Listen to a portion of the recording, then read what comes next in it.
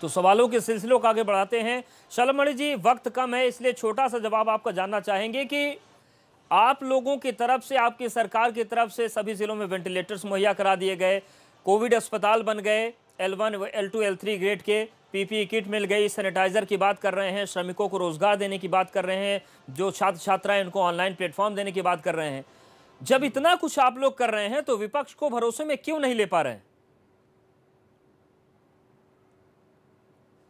अवधेश जी, आपने मुझे वक्त नहीं दिया, मुझे अपनी बात कहने का वक्त दीजिए। मैं एक बात कह रहा था कि अभी दीपक भाई कह रहे थे, बहुत लंबी लंबी बातें कह रहे थे कि हम राजनीति नहीं करते।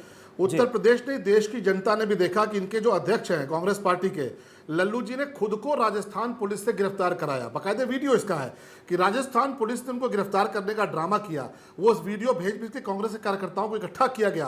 और कोरोना आपदा के वक्त में कौन घिनौनी राजनीति कर रहा है? रोज इनके लोग राजनीति करने का प्रयास कर रहे हैं। ये कहते हैं बसें दिया। अरे साहब, कोटा के जो बच्चे थे, क्या वो केवल उत्तर प्रदेश सरकार की जिम्मेदारी थे? वो कोटा में रह रहे थे, राजस्थान में रह रहे थे, आप उनको अपनी बस से भिजवा देते। हम उनको गए बस से लेके आए, आपने 100 बसें दे दी, उसका आपने 70 लाख रुपए का बिल भेज दिया। तो आपकी बसें लेते तो आप 70 करोड़ का बिल भेज देते।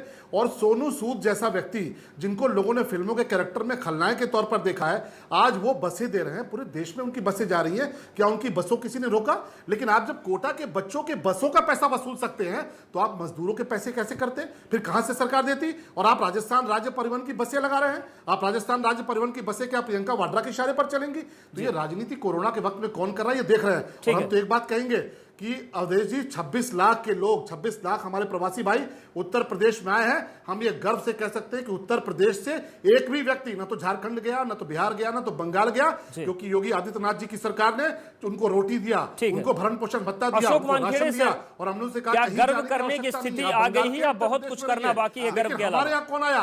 क्योंकि महाराष्ट्र में भोजन नहीं मिला, पंजाब में भोजन नहीं मिला, राजस्थान में भोजन नहीं मिला। शर्म करने की बात आ गई है। समय आया है, शर्म करे। सारे राजनीतिक दल शर्म करें इस बात पे। कोई कहता है कि बिहार में ये हुआ, कोई कहता है कि राजस्थान में कच्चा मांस खा रहा था। एक लड़की ज्योति हरियाणा से निकलती है, बिहार 1200 किलोमीटर चलती है साइकिल पे पिताजी को लेके। अब सारे बिहार के मंत्री उसका स्वागत करते हैं, उसको हार पहनाते हैं, उसको महिमा मंडित कहते हैं, ब्रांड एम्बेसडर कहते हैं। लेकिन हरियाणा में बीजेपी की सरकार है, बिहार में बीजेपी की सरकार है। वो लड़की गई क्यों साइकिल पे पिताजी को लेके? किसी ने नहीं पूछा। इसलिए मैंने कहा हमाम में सब नंगे हैं। बातें यदि झूठ बोलने की होगी तो जो विपक्ष में होता है वो झूठ ही बोलता है। विपक्ष में बीजेपी भी रही है और बहुत झूठे आरोप लगाए हैं। आज कांग्रेस झूठे आरोप लगा रही है। लेकिन स्थिति पहली बार, मैं बार बार कह रहा हूं, ये लॉकडाउन पहली बार देश में आया, सभी सरकारों के लिए नया है। उत्तर प्रदेश के गृह प्रिंसिपल सेक्रेटरी गृह लिख के देते हैं पत्र पहले लॉकडाउन के बाद 45 एसपी को 45 जिले में कि लॉकडाउन 1 ठीक से नहीं हुआ, तुम्हारे जिले में ठीक करो। उसमें लखनऊ भी है, उसमें बनारस भी है। ये मैं ये नहीं कहता कि इसमें प्रशासन की कमी थी, क्योंकि लॉकडाउन भी पहली बार हुआ था, पुलिसों को भी मालूम नहीं था कैसा होना है। आज हेल्थ सेक्टर को भी पहली बार मालूम है।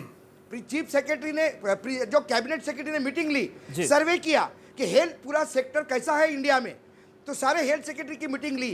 तो जो पहले पैरामीटर्स है कि 100 बेड कम से कम क्वारंटाइन के किस जिले में है, वेंटिलेटर किस जिले में है, आईसीयू किस जिले में है, तो दुर्भाग्यपूर्ण है कि ये तीनों केसेस में यूपी, बिहार, मध्य प्रदेश, आसाम, ये राज्य आगे पीछे चलते हैं, आगे पीछे रहे। और ऐसा क्यों है? चौबे जी, बजट में उत्तर प्रदेश जिला चौबे अस्पताल जी, और महिला आपसे भी जानना अस्पताल चाहते हैं कि 28 करोड़ तमाम रुपए सवाल देती है उठ रहे हैं और इन किसी सब के मंदिर बीच। के सौंदर्यकरण को 200 करोड़ रुपए देती है। आप लोग क्या कोई आंकड़ा देने की स्थिति में है? कम से कम और जगहों से आंकड़े तो आ रहे हैं, पर आपकी सरकार ने क्या किया? कोई आंकड़ा देने की स्थिति में नहीं है, सबके आंकड़े फर्जी है, सबके आंकड़े फर्जी है, कोई आंकड़ा देने की स्थिति में नहीं है। हमारे देश में टेस्टिंग बहुत कम है, इसलिए केसेस कम आ रहे हैं। सबसे बड़ी चीज हमारे देश में कैबिनेट सेक्रेटरी ने कहा, हेल्थ सेक्रेटरी ने कहा कि 20% सिर्फ लोग दिखते हैं, 80% लोगों के अंदर सिम्टम है ही नहीं। ऐसे में आप कैसा करेंगे जब तक ब्लड टेस्ट नहीं करेंगे? देखिए, सबसे बड़ा समस्या इस बात का है कि यहाँ पर एक लड़ाई आया है,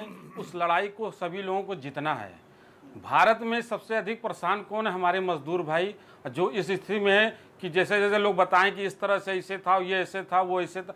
ये सब छोड़िए, ये बताइए कि कैसे हम लोग अच्छे तरीके से व्यवस्थित हों और कैसे व्यवस्थित इनकी भी हो।